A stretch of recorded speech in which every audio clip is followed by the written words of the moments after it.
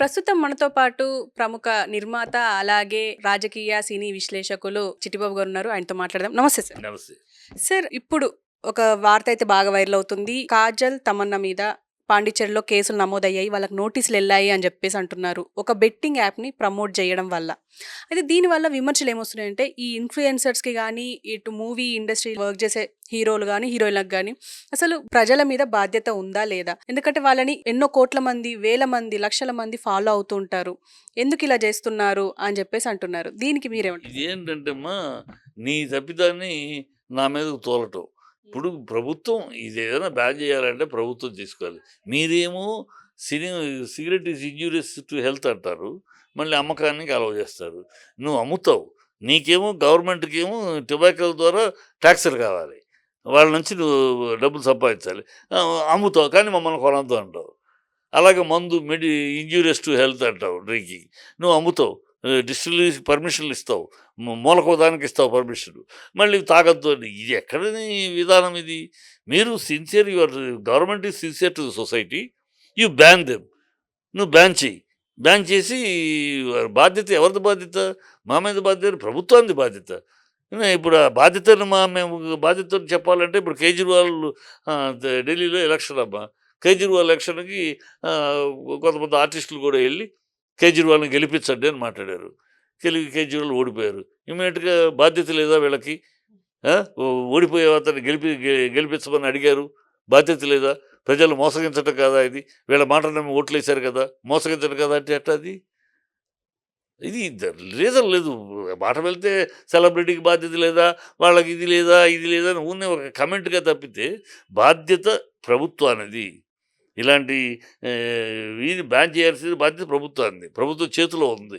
ప్రభుత్వం బ్యాన్ చేయండి. ఇలాంటి పెట్టేవాళ్ళు లోపలెయ్యండి. ఈరు మళ్ళీ వాళ్ళ దగ్గర ఏదో మందుతో ఏదో అందుతుంది. వాడు 6 నెలల్లో ఇంకో రూపం ఎత్తాడు వాడు.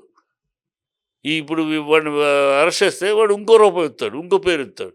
దానికి వాడు పేరు మార్చుకుని అదే దానికి అడ్డుకోవడానికి చట్టాలు లేవు. అవి చెయ్యండి.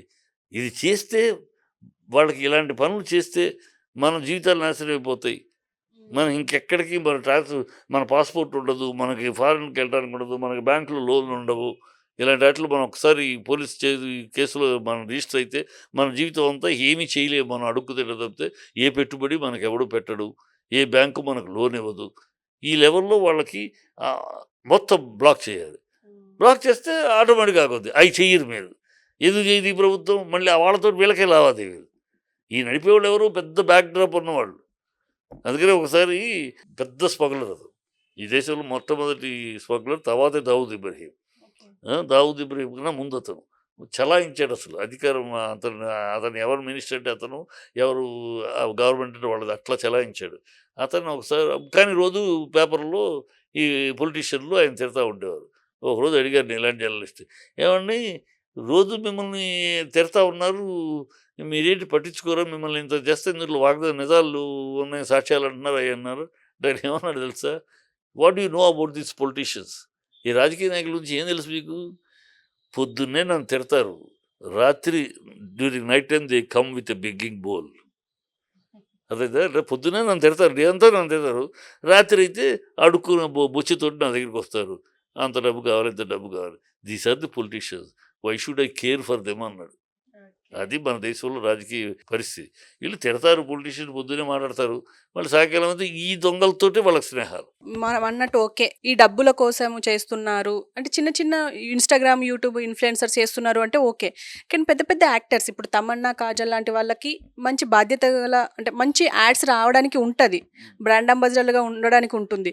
అలాంటిది వీళ్ళెందుకు ఇప్పుడు అజయ్ దేవగన్ తీసుకున్న గుట్కాలని అంటే చేస్తారు. మహేష్ బాబు పాన్ మసాలా ఇలాంటివి ఎందుకు చేస్తున్నారు అని చెప్పేసి విమర్శలు. ఏం పాన్ మసాలా నువ్వు అమ్ముతున్నావు, నేను చేస్తున్నానమ్మా. ఇది బ్యాండ్ ఐటెం కాదు కదా. నువ్వు బ్యాండ్ ఐటెం అయితే నేను చేస్తే తప్పు. వెన్ యూ బ్యాన్ ఇట్, ఏమన్నా అలానే బ్యాన్ చేసిన ఐటము దానికి మీరు ప్రమోట్ చేస్తే ఎట్లా అని అడగాలి. నువ్వు ప్రమోట్ చేస్తూ దాన్ని నేను చెప్తే తప్పు అంటావేటి? అంటే ఇప్పుడు బెట్టింగ్ యాప్‌లు అయితే బ్యాన్ చేసినాయి. అడుగుతున్నాయి. బ్యాన్ కాదుగా. ఇక్కడైతే ఇల్లీగలే కదా. ఇక్కడ ఇల్లీగల్. బిట్టు కరెన్సీ ఇల్లీగల్ కాదు. మనం కూడా జరిగింది కదా. ఇల్లీగల్ కాదు. ఇల్లీగల్ అని అనఫీషియల్గా ఇల్లీగల్ అంటున్నారు, లీగల్గా ఇల్లీగల్ కాదు. వాళ్ళు లైసెన్స్ లైసెన్స్ ఎవరు ఇస్తున్నారు వీళ్ళకి? లైసెన్స్ తోటి నడుపుతున్నారు కదా వాళ్ళు. బెట్టింగ్ యాప్ అనేది ఇది లైసెన్సు. అందుకని ధైర్యంగా వాడు నీకు నాకు కూడా పంపిస్తాడు, వాడు నీకు కూడా పంపిస్తాడు కదా జాయిన్ కానీ, వాడు రైట్ రాయల్గా పంపిస్తున్నాడు. ఇది ఎవరు ఇస్తున్నారు లైసెన్సు? మేము లైసెన్స్ ఇచ్చేస్తాం, తర్వాత మీది బాధ్యత ఎట్లా? అందుకని ఈ గవర్నమెంట్, ఈ ప్రభుత్వం ఆది నుంచి కూడా, ఇవాళ కొత్త కాదు, ఈ ఆది నుంచి కూడా ప్రభుత్వం ఈ హిపోక్రసీలో నడుస్తుంది. కూరగాయలు కల్తీ జరుగుతున్న మెడిసిన్స్లో పర్మిషన్ ఇస్తాను, నువ్వే ఇస్తున్నావు పర్మిషను. మాకు మెడిసిన్స్ కల్తీ జరిగేట్లు నీది కదా బాధ్యత. ఎప్పుడో ఒకసారి వాడెవడో డ్రగ్ ఇన్స్పెక్టర్ వెళ్ళి పట్టుకునేదాకా అసలు మ్యానుఫ్యాక్చరింగ్ దగ్గరే పట్టుకోవాలి కదా. సప్లై వాడు మ్యానుఫ్యాక్చర్ చేసి అక్కడికి వెళ్ళి ఇక్కడికి వెళ్ళి నీకు దగ్గరికి వెళ్ళి నా దగ్గరికి వచ్చినాక నా దగ్గర ఎక్కడో దొరికితే నన్ను అరెస్ట్ చేస్తావా? అసలు అక్కడ మూలం కదా పట్టుకోవాలి.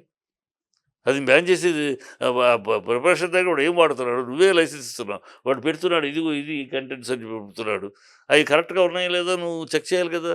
చెయ్యవు. అక్కడికి వెళ్తావు, నీ ఆఫీసర్ డబ్బులు తీసుకుంటాడు, సంతకం పెట్టేసి వస్తాడు, వాడు ఏమైనా చేస్తాడు, పౌడర్ చాక్ పౌడర్ కూడా వేసేస్తాడు, మెడికల్లో వేస్తాడు. తర్వాత దొరికినప్పుడు ఆ మ్యానుఫ్యాక్చర్ వాళ్ళు బ్యాన్ చేస్తారా వీళ్ళు చేస్తామంటారు.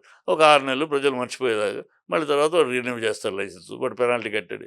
ఈ దౌర్భాగ్యం అనాది నుంచి జరుగుతుంది మన దేశంలో. ఇప్పుడిప్పుడే కొంచెం తగ్గుతుంది.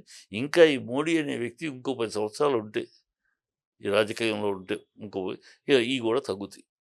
ఇదేంటే చెట్లు ఈ కాంగ్రెస్ హయాంలో అనైతికమైన విధానాలు, అనైతికమైన ప్రభుత్వ విధానాలు విపరీతంగా కాళ్ళు ఉనికిపోయింది, వేళ్ళు ఉనికిపోయి బీభత్సంగా పాతుకుపోయి ఉన్నాయి.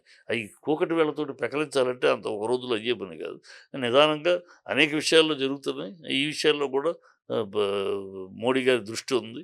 నా దృష్టిలో మోడీ గారే మళ్ళీ, నేను బీజేపీలు కాంగ్రెస్లో అన్నాను, మోడీ లాంటి ఒక నాయకుడు, అలాంటి నిర్దిష్టమైన నాయకుడు, పట్టుదలతో ఉన్న నాయకుడు, దేన్నైనా సరే ఖచ్చితంగా నొక్కి తొక్కగలిగిన నాయకుడు, చెడుని అలా నాయకుడు మోడీ ఉన్నాడు కనుక, మోడీ లాంటి ఇంకో 10 ఏళ్ళు ఈ దేశానికి ప్రధానిగా లేకపోయినా అడ్వైజర్గా అయినా సరే ఆయన ఉంటే ఈ దేశం బాగుపడుతుంది. ఇవన్నీ ఇలాంటి ప్రశ్నలు మళ్ళీ రాకుండా ఉంటాయి. అంటే ఇప్పుడు ప్రతిదానికి ఇప్పుడు ఈ స్మోకింగ్ కానీ, ఆల్కహాల్కి కానీ, ఇప్పుడు ఈ బెట్టింగ్ యాప్లు కానీ, క్రిప్టో కానీ, ఇవన్నింటికి ప్రభుత్వం బాధ్యత వహిస్తే ఇవన్నీ మన దగ్గరికి రావు అంటారు.